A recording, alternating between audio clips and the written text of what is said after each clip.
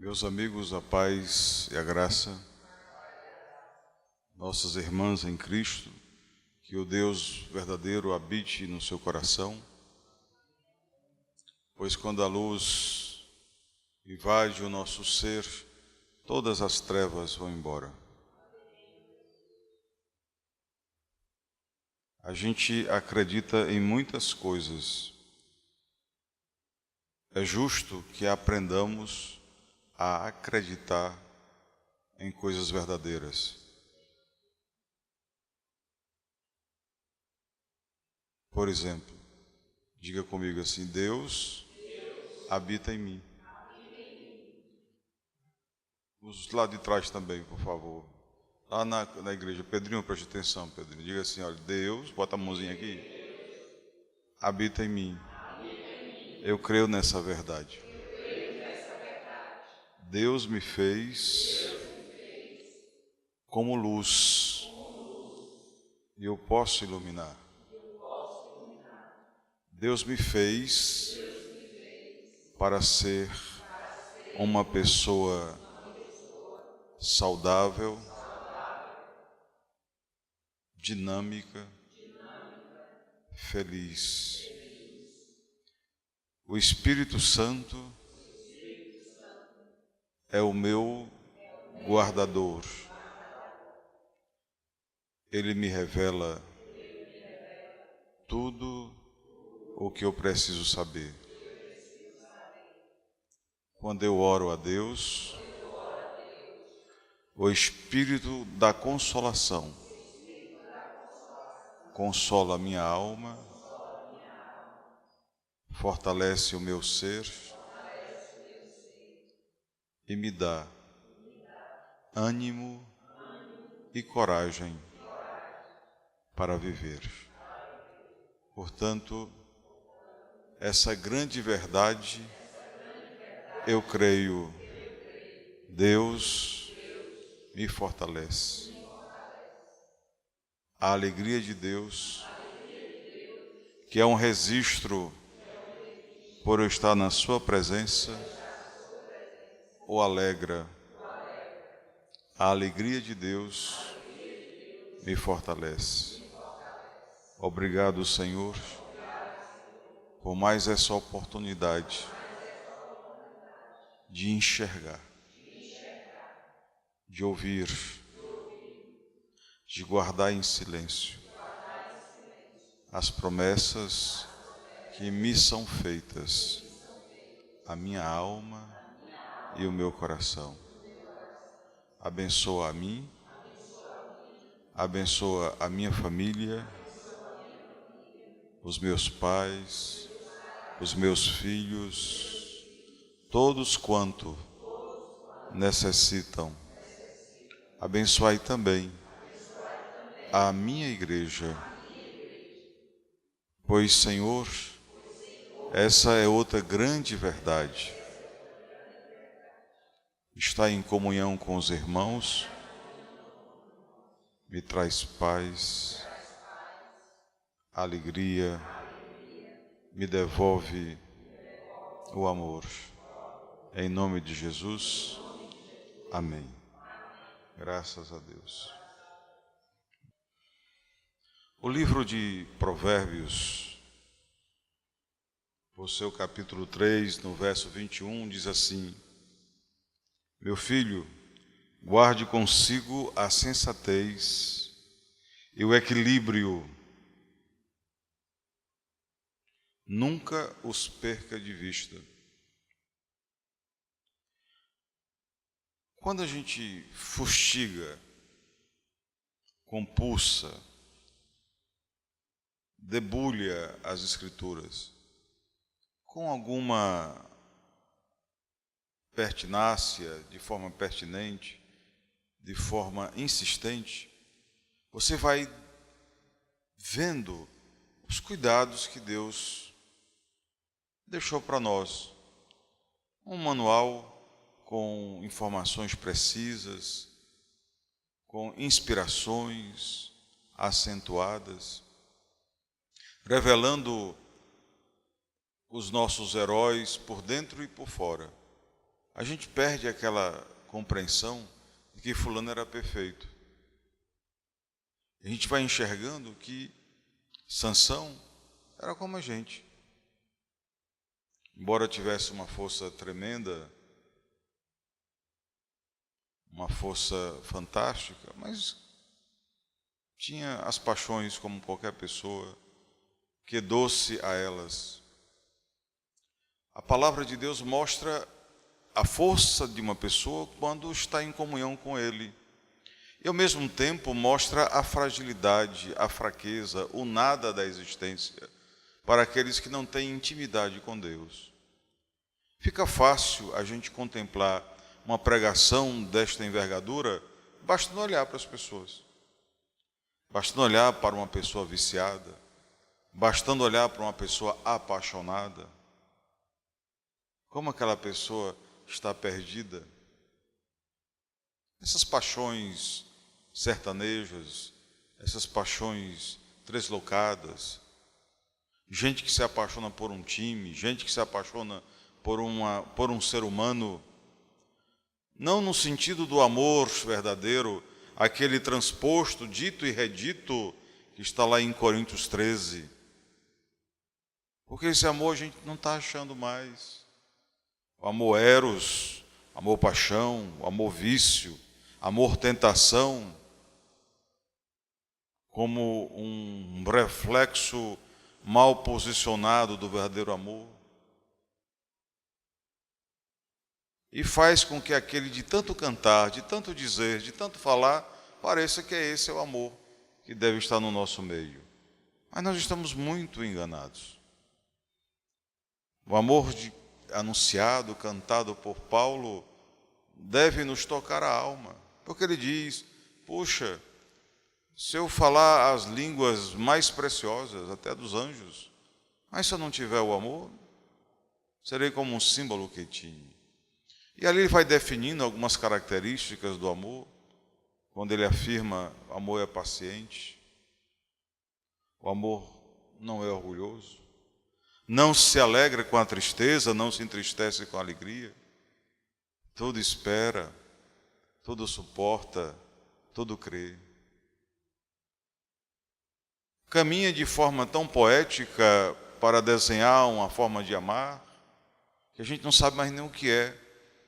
Uma porque perdemos um pouco a veia poética, o viés do escritor e a percepção da palavra de Deus na sua mais simples hermenêutica.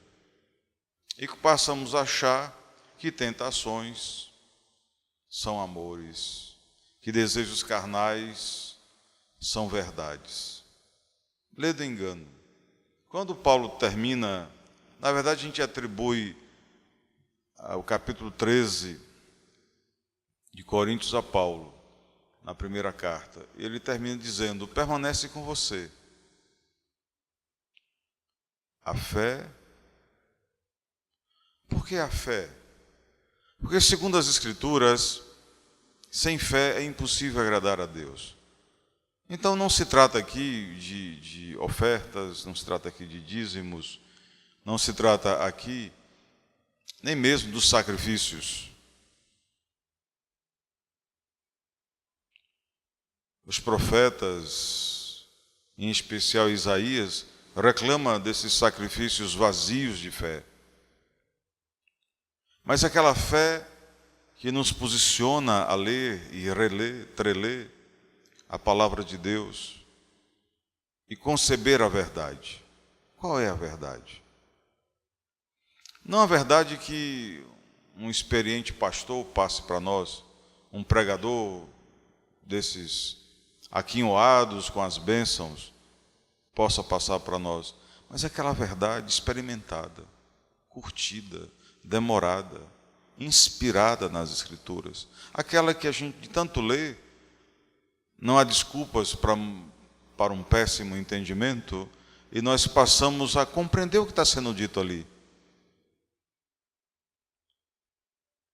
Se Paulo escreveu sobre fé, também é dele a expressão que diz que sem fé, em 11:6 de Hebreus, é impossível agradar a Deus. Já Paulo, em outro momento, diz que a fé vem pelo ouvir e ouvir da palavra de Deus. Eu tenho consciência da dificuldade que nós temos por ouvir a palavra de Deus.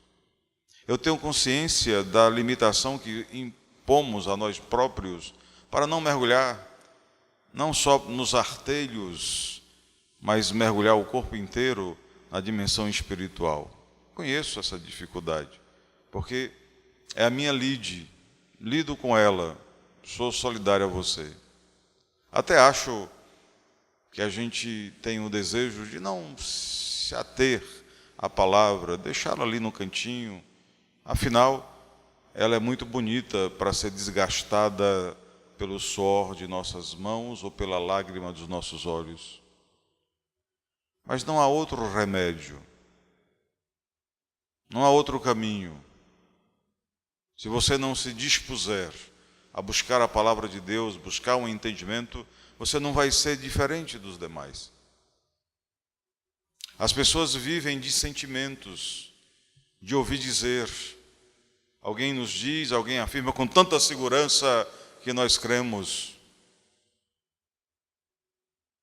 Mal sabemos que a segurança vem de um inseguro que, acreditando no grito, tange uma boiada desavisada. Jesus não sucumbe a esta tentação.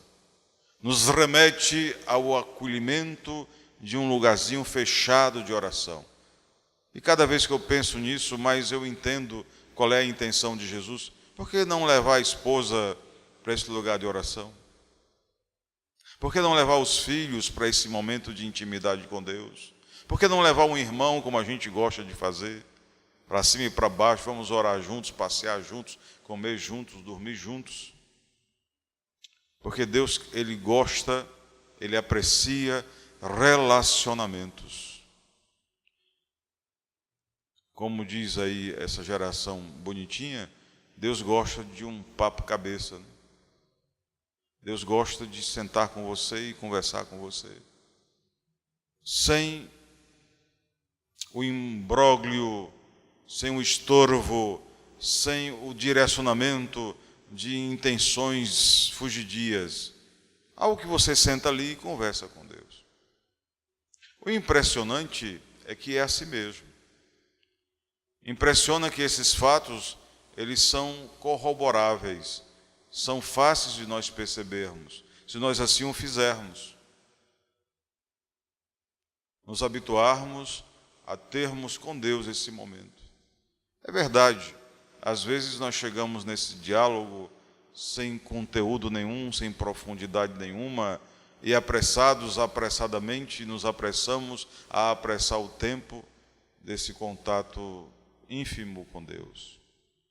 Mas Ele não abre mão dessa prerrogativa. Ele não abre mão desse contato.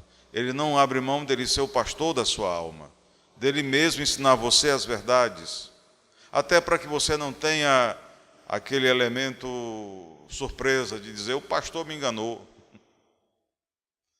ou o líder da minha célula me enganou, ou então eu saí da igreja porque eu fui enganado, me disseram que era assim e foi assado.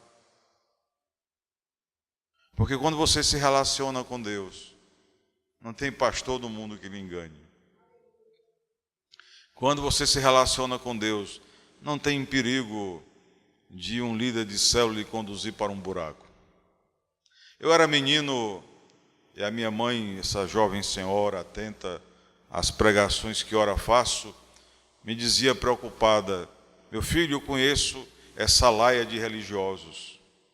Convivi, fui interna corpus em colégios religiosos e dizia lá em alto e bom som: são todos frustrantes, decepcionantes, e eu temo por você. E eu era menino, pena que não sou mais, mas era menino, e disse para a mamãe naquele dia: minha mãe, eu sigo a Deus. Não importa quantos caiam à direita e à esquerda, eu estou fito em Deus. Então eu quero deixar para você essa informação preciosa. Fixe o olhar em Deus. E se o pastor cair, vai ser só um degrau para você ir para cima. Se o irmão desistir, vai ser só um espaço mais aberto para você ocupar. Se alguém se escandalizar ou cometer um escândalo, você vai ter sobriedade até para orar por quem lhe escandalizou. Mas jamais será uma desculpa para largar aquele que nos salvou.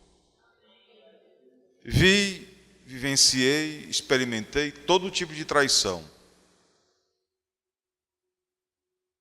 todo tipo de covardia, todo tipo de malandragem. Olhando para elas e pensando aqui do altar, digo a você, só me fortaleceram, porque me fizeram buscar aquele que é rocha, aquele que é fiel, aquele que não mente. Quanto a muitos mentiram, ou com palavras, ou com pensamentos, ou com atos, ou mesmo com omissões. Não se espelhe em A e B e C, porque você vai perder tempo. Espelhe-se em Jesus logo. O Cristo traído por Pedro era o mesmo Cristo diante de Pedro dizendo: amas-me, Pedro, mais do que a estes? O Cristo que nos conhece profundamente diz-nos: vá em paz, querido, não peques mais. O Cristo que nos deseja a vitória, olha-nos para a nossa debilitação, nossa queda e diz: você pode, você consegue, pegue o seu leito e ande. Aqueles que titubeiam, vivem de forma táctil, ele diz: abram os teus olhos para que você veja. Siga Jesus Cristo. E quando você estiver já em comunhão com o Cristo, reclame a presença forte do Espírito Santo para lhe conduzir ao Pai do Cristo. Aquele Pai que Jesus tanto orava. Ó Pai, estou na tua presença, porque eu sei que tu me ouves. O meu alimento é fazer a vontade do meu Pai. Quem era este que motivava Jesus Cristo ao ponto dele, o Filho, dizer: eu quero ter comunhão com o Pai. Oh Pai, anseio estar na tua presença. Sejamos como Cristo, que anseiam por ter aquele momento de oração. Jesus, conta-nos as Escrituras, fugia do meio social e ia para os montes da Oliveira, Monte Tabor. A Bíblia diz que quando ele chegava nesses lugares, não era para bater papo. Os diálogos eram mínimos, porque ele precisava conversar com o Pai. Era tão fustigante a maneira absorta com que ele se deliciava na presença de Deus, que mesmo os trépidos apóstolos ficavam encantados em vê-lo naqueles ensaios de oração. E devem ter dito a Jesus entusiasmados: ensina-nos a orar como tu oras. A gente gosta de teorias, a gente gosta de uma fórmula rápida, a gente gosta de comer doces e tomar um chá para curar a dor de barriga. Nós gostamos de receitas instantâneas. Diferente disso, Jesus disse: você vai orar como eu oro? Quer orar? Vamos vigiar juntos. Amanhã é dia de vigília.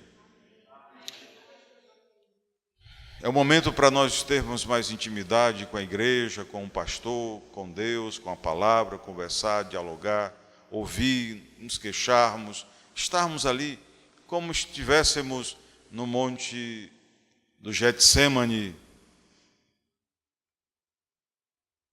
Jesus, ele olha para a humanidade e diz: vocês não conseguem vigiar comigo 1 hora. Serve-nos a queda dos aviões, serve-nos a morte em flagrante de dezenas de jogadores, serve-nos os aviões que caíram no mundo esses últimos tempos, para nos lembrar uma rotina da vida. Nós que somos tão apressados, nós que desejamos um futuro tão frutuoso, nós que não temos tempo, nós que só pensamos em nós mesmos, podemos encontrar um Deus que está pensando em você e que poderá chamar a qualquer momento. E quando Ele chama, o gramado vai ter que esperar.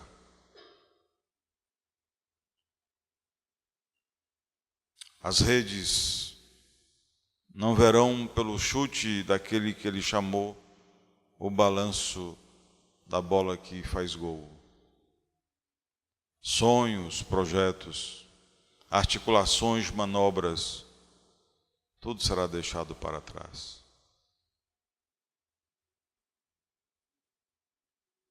Nesse mês de dezembro, é nossa intenção que nós nos aprimoremos com essa intimidade com Deus, com este relacionamento, com este ato de cumplicidade com o Pai.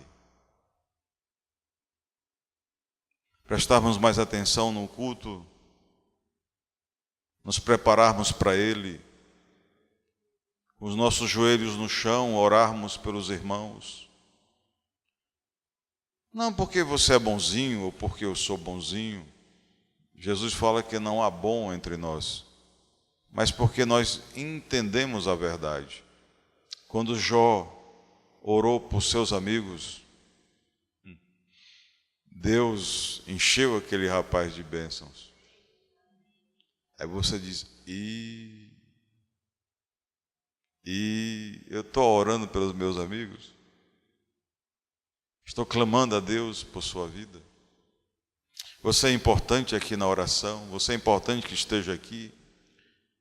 Fico eu, às vezes, pensando, o que é que me motiva a estar aqui? Eu sei o que me motiva, por exemplo, quando trabalho. Além do trabalho em si, a remuneração, ganhar dinheiro, pagar minhas contas. É um grande motivo. Mas quando eu venho à igreja, qual é o objetivo?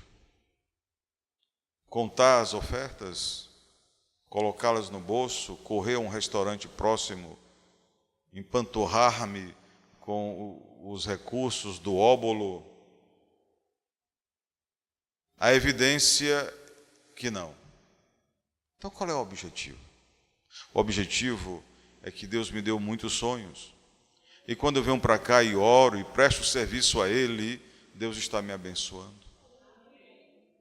Deus está me livrando do laço do passarinheiro. As armadilhas preparadas contra mim cairão aqueles que prepararam. E todos os sonhos, como uma árvore plantada próximo a ribeiro, cujas folhas não murcham e dá fruto no tempo certo, tudo que eu tocar, tudo aquilo que eu pensar, tudo aquilo que meu coração desejar, na presença do meu Deus, prosperará. Essa particularidade do Salmo 1, e tudo o que fizer prosperará. Então eu tenho que olhar, eu preciso olhar. Quando eu casei não tinha filhos, não tinha nada. Hoje tenho 3 filhos, construímos um pequeno patrimônio, que segundo Sarinha, ela disse, papai, que pequeno, coisa alguma. Quantos filhos puderão herdar uma faculdade? Quantos filhos puderão herdar um escritório jurídico? Quantos filhos puderão herdar os ensinamentos apostólicos? Eu fico olhando e vejo que tudo Deus abençoou. Estava hoje dizendo para uma professora que eu, garoto, queria muito livros, gostava de ler livros. E conto isso não como arrogância, não como vaidade, porque por muitos anos não pude ter os livros que queria ter. Mas um eu consegui ter: as Escrituras. Esse ninguém queria mesmo. Ninguém fazia questão. E esse livro, como se fosse um imã, atraiu milhares de livros.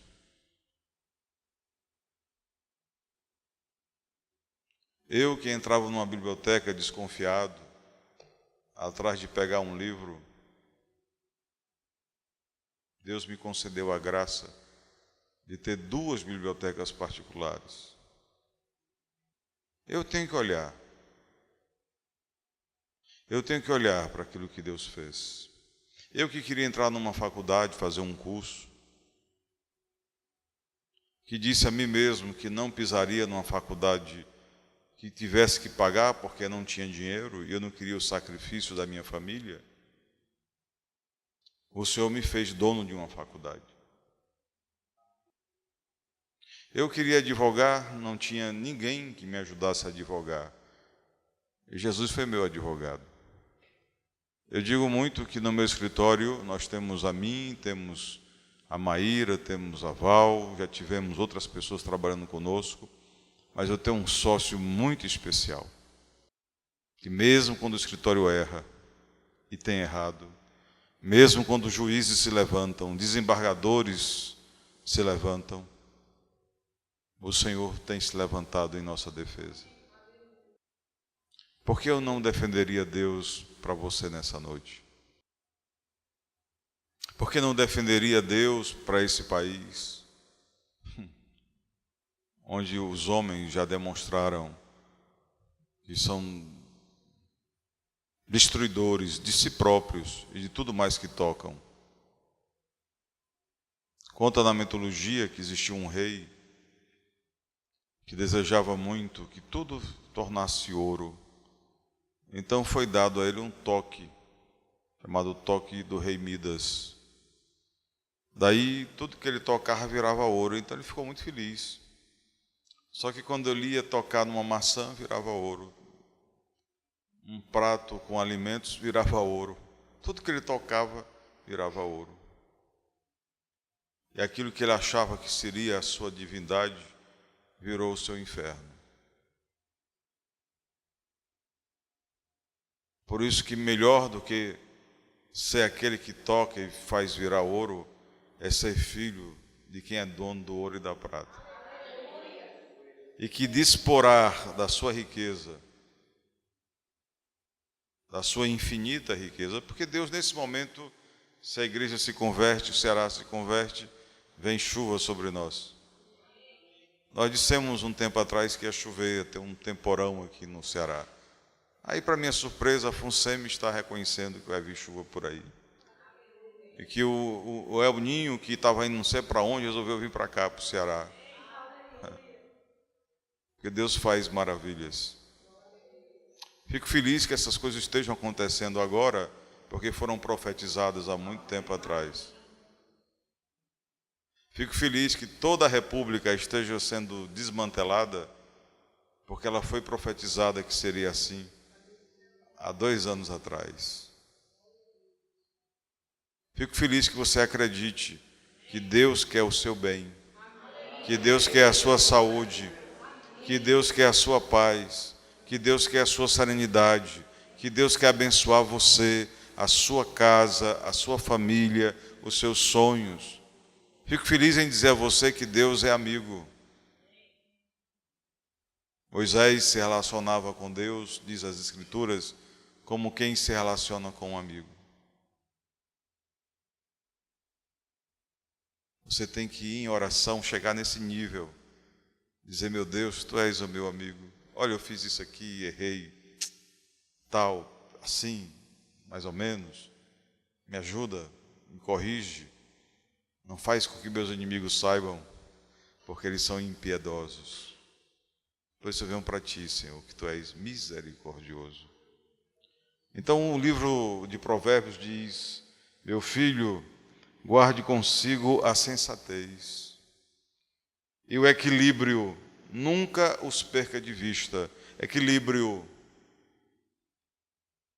Eu digo sempre em nossas palestras que uma pessoa ela tem corpo, mente e espírito. Você não pode pesar só para o corpo, para os desejos, para as fraquezas. Você não pode ficar só na mente, na intelectualidade, nos estudos. Também não pode ficar só numa visão espiritual. Me isolei do mundo, agora eu vou ficar lá em cima do Monte Tibé e vou ficar buscando os anjos, o poder de Deus, que não foi para isso que Deus fez você. Deus propõe para nós o equilíbrio. Eu conheço o dia porque estou nele com você. Há tempo para tudo debaixo do sol. Pasma-se, porque nós não encontramos tempo para Deus.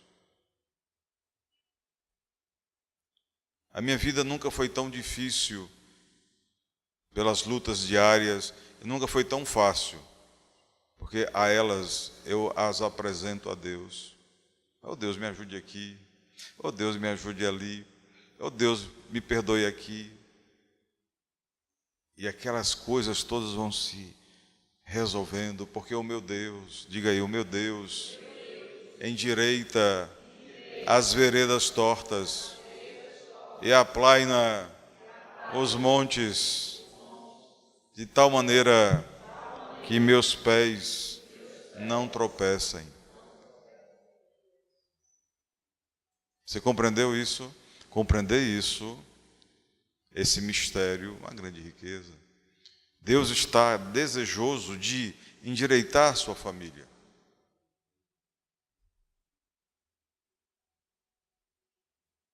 Você não tem que endireitar pessoas.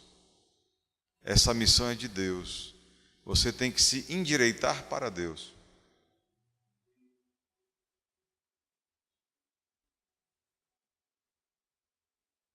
Você não tem que pedir a alguém que seja mais espiritual. Você tem que ser mais espiritual para Deus. É Ele quem vai ajeitar esse alguém. Você tem que estar na presença de Deus, se importar com Deus. Domingo agora tem um encontro que, para a nossa visão, é o momento de maior ofertório da igreja. Aquele ofertório que sobe direto para o céu, que é a sua alegria, que é a sua motivação, que é o seu tema, que é a sua proposta, que é a sua determinação de fazer a obra de Deus, e Deus está olhando para aquilo ali e está dizendo: oh, filho amado, como é bom que você se lembre de mim, pois eu também de ti me lembrarei. Estarei a par com as suas lutas. Meus ouvidos estarão abertos às suas orações. Mas se o outro lá não tem ouvidos para Deus, não tem liturgia para Deus, já expliquei isso para você algumas vezes. Um filho tem que chegar perto do pai, abraçar o pai, beijar o pai e dizer: meu filho, meu pai, meu filho, nós nos amamos. Como eu amo você. Eu tenho redito, que a gente não vale nada, mas quando um filho da gente faz isso com a gente, aí você fica com vontade de trabalhar mais, de poder realizar mais para os filhos. Eu sempre lembro que Jesus diz que se eu, tão desprezível, sou capaz de fazer alguma coisa boa, imagina, diz ele, o Pai que é perfeito. Aí você chega, se enrosca em Deus, né? Diz: oh meu Deus, eu te amo. Diz não para... As pessoas fazem muito isso nas igrejas, teatralmente, gesticulando, gritando, berrando, caindo para trás, dançando, pulando. Isso não interessa a palhaçada. Como não interessaria para nós um filho gritando para a gente que nos ama, e a gente conhecendo aquele filho e sabendo que ele não ama coisa alguma. É tudo mentira. Hein, pessoal? Aquele namorado ruim, aquele marido péssimo, que na intimidade nos agride, nos ofende, mas para os amigos, essa que é a pessoa, é a deusa da minha rua. Enquanto a esposa sofrida olha para aqueles declames completamente inadequados e inverídicos. Nós sabemos que existem pessoas assim. Então Deus não quer saber dessas alegorias, dessa falsa alegria, desses atos falhos de amor. Deus gosta de intimidade. Já tentei, mas não consegui mensurar na minha alma aquele encontro do pai com o filho que volta da prodigalidade. Quem pode imaginar uma cena daquelas? O menino voltou derrotado, com as suas roupas marcadas ainda pelo pecado. Tudo que recebera do pai gastara nos braços do pecado. E que cena maravilhosa. Quando o pai o avistou, ainda longe, correu e lançou-se-lhe ao pescoço do filho, abraçou-o demoradamente, de tal maneira que não o permitia nem que ele se expressasse.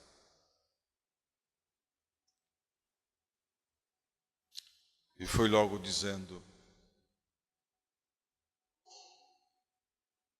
põe sandálias novas nos pés, porque voltou o dono dessa casa. Põe túnicas novas sobre ele, isto é, eu estou fazendo novas todas as coisas, seu corpo, sua mente. Põe um anel no dedo para dizer: vamos fazer uma nova aliança. Esquecer aquela que passou. Chame os amigos para saberem, vamos festejar, porque meu filho estava perdido e foi encontrado. Estava morto e ressuscitou. Olhando para as pessoas e olhando para Deus, pense para quem eu corro quando eu estou precisando. É isso que a palavra de Deus ensina para você. Dê o seu melhor para Deus, Ele merece.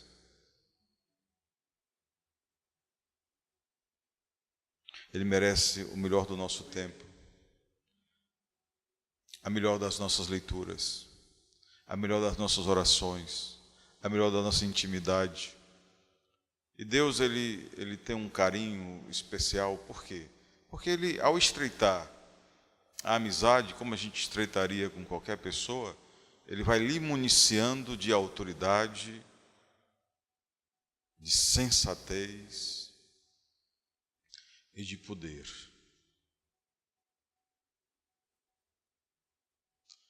Um viés profético não é você adivinhar o futuro, que você seria adivinho, e as Escrituras negam isso. O viés profético é você anunciar uma profecia absurda e Deus realizar por amor de você.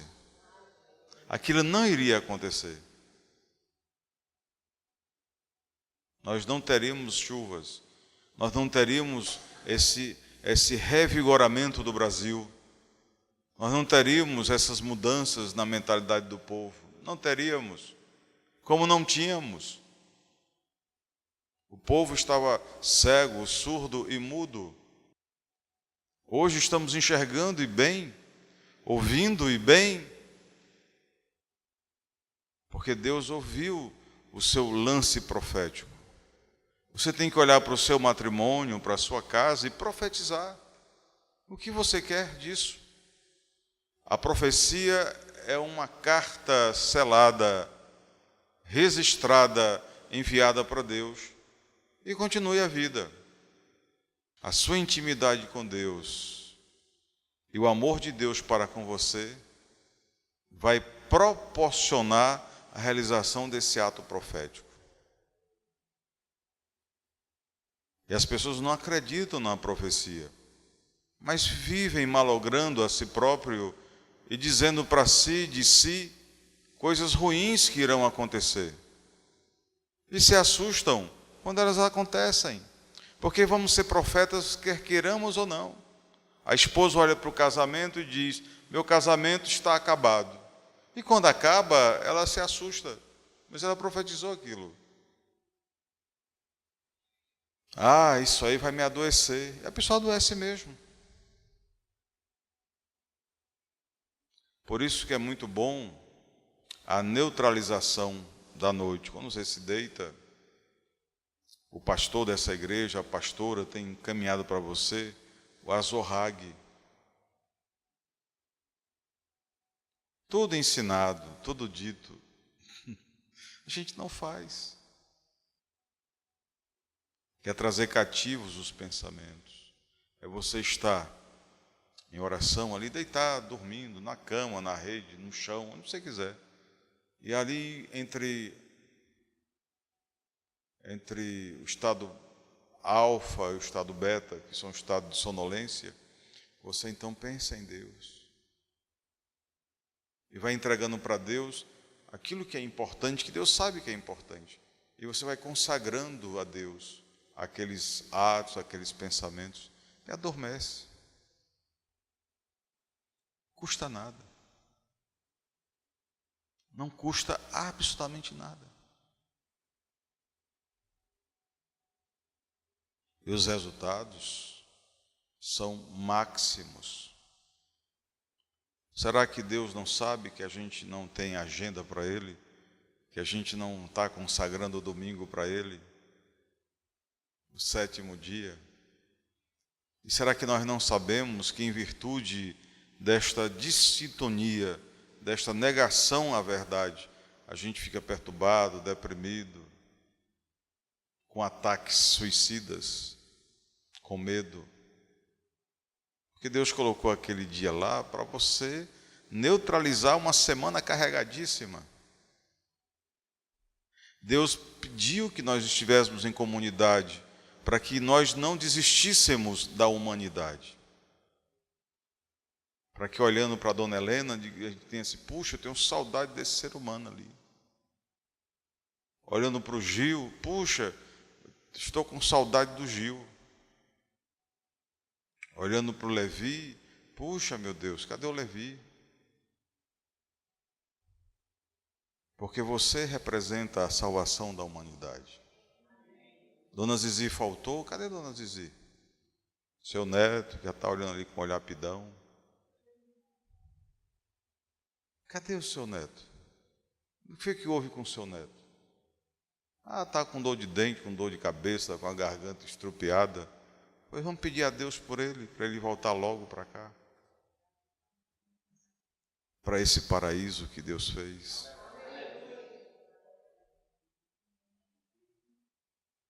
A igreja faz uma coisa muito linda, talvez um dos cultos mais lindos que eu vejo aqui na igreja. É aquele almoço, aquele café da manhã. Me conduz, me remonta àquele meu interior, da casa da avó. A gente chega e tem sempre coisa boa, coisa gostosa. E que tem lá o vô, tem a avó, tem o pai para colocar a casa em ordem. Para ninguém extrapolar, para ninguém gritar com ninguém, para ninguém maltratar ninguém, senão a chibata come.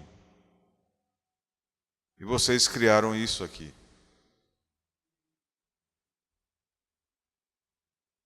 Ninguém precisa passar na frente do outro, ninguém precisa ser esperto, porque há comida suficiente para todos, para comer, para levar para casa, para comer na semana. E aqueles loucos, tolos, Passaram o dia cozinhando, ficam felizes, porque ficam atrás que a conta seja paga. Gostou do almoço? Gostei, pronto, pagou a conta.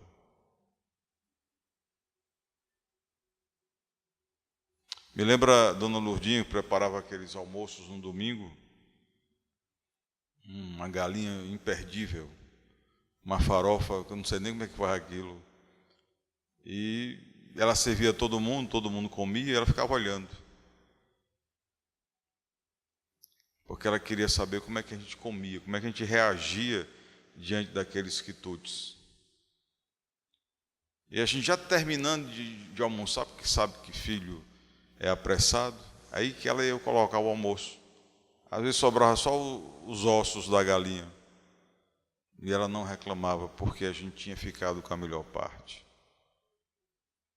Há numa mãe uma presença muito viva de Deus,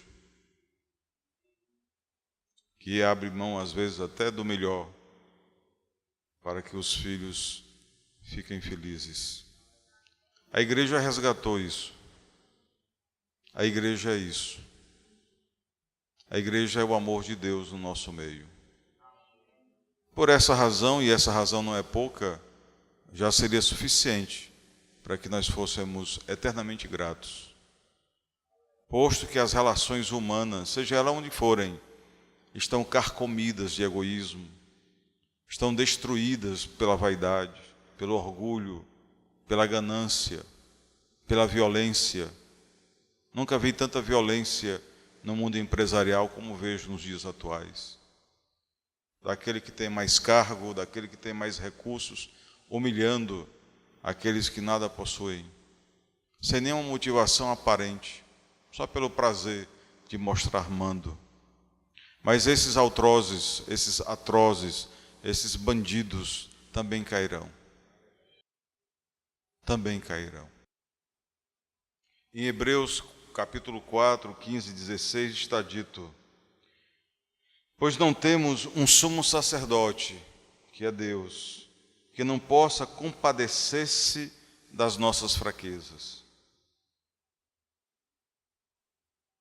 mas sim alguém que, como nós, passou por todo tipo de tentação, porém sem pecado.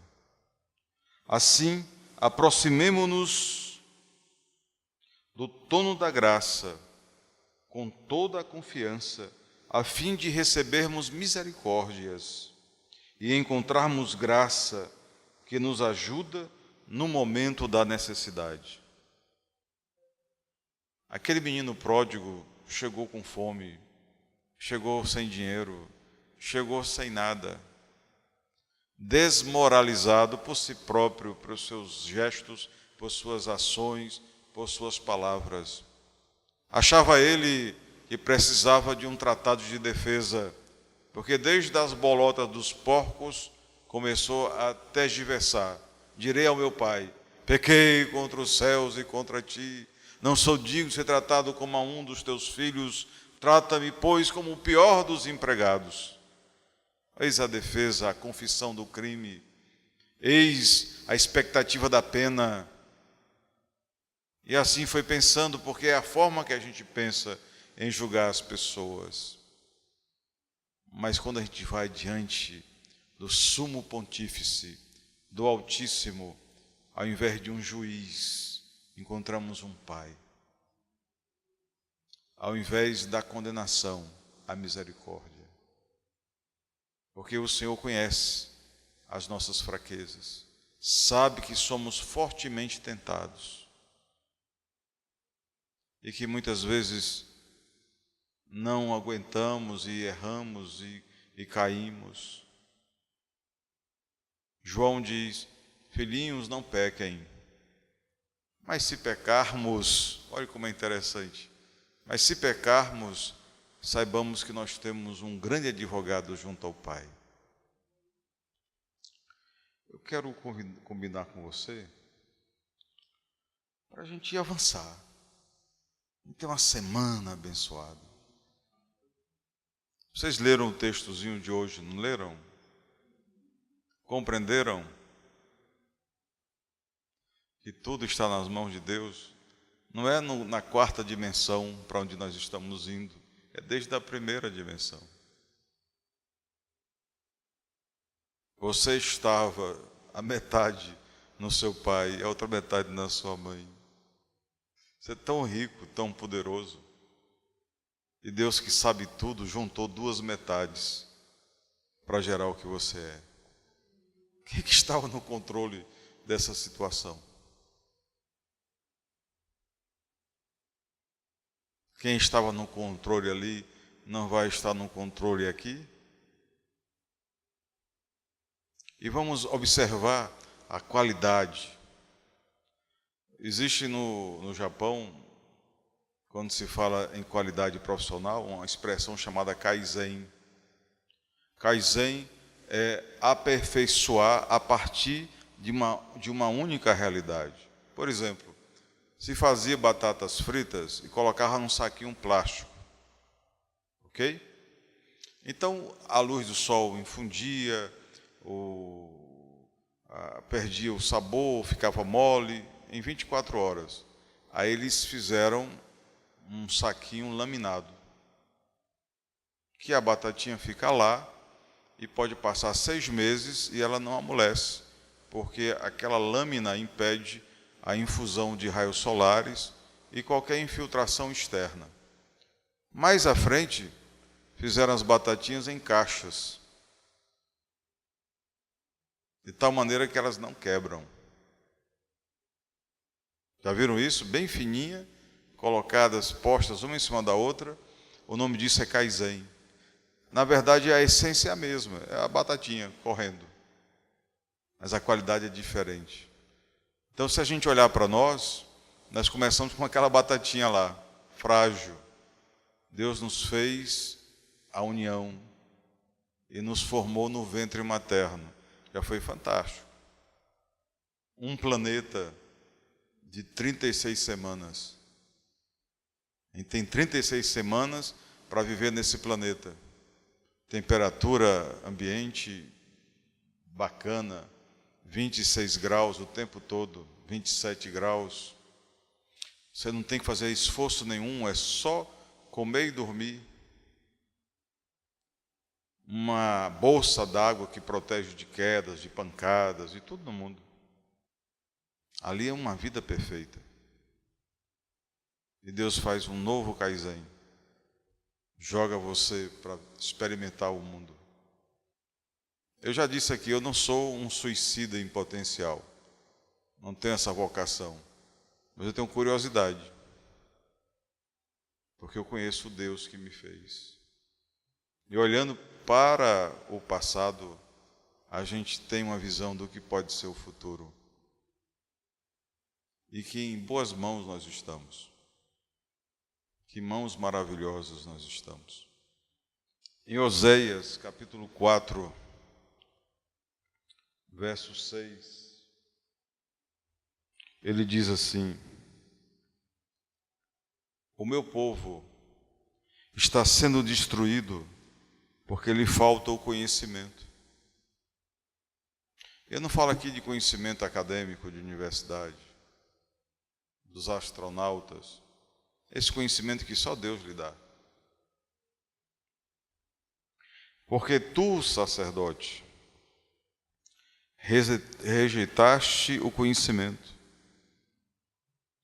também eu te rejeitarei, para que não sejas sacerdotes diante de mim, visto que te esqueceste da lei do teu Deus, também eu me esquecerei de teus filhos. Aí vocês dizem, Deus está jogando a bola para o sacerdote. Agora leia, você tem um altar que é o seu coração, e você é o sacerdote do templo de Deus. Deus não quer um sacerdote que faça o seu viés. Todo mundo tem que ser um sacerdote de si mesmo, diante de Deus. Por quê? Cada vez que você senta solitariamente, lê a Bíblia e medita e ora e prega, e escreve, você está fazendo um culto para Deus. Valiosíssimo, porque é sem plateia, é sem aplausos, é sem ofertas, é sem nada, é você e Deus, é o seu coração diante de Deus. Ele diz que aquele que assim o faz terá filhos abençoados. A gente pensa em filhos, aqueles que geramos de forma uterina, mas para Deus, filhos significa também sonhos, planos, projetos. Quantas pessoas não desistem dos seus planos, dos seus projetos? Quantas pessoas sequer têm planos ou projetos? Quantas pessoas se anulam para ficar debaixo de uma árvore frondosa de alguém que já venceu, porque não quer pagar o preço? Não quer ser como José, não quer ser como Jacó, não quer ser como Davi. Fica debaixo da saia de Saul. Mas Deus chamou você para ser o guerreiro, a guerreira vitoriosa, vitorioso do plano de vida divino, em o nome de Jesus.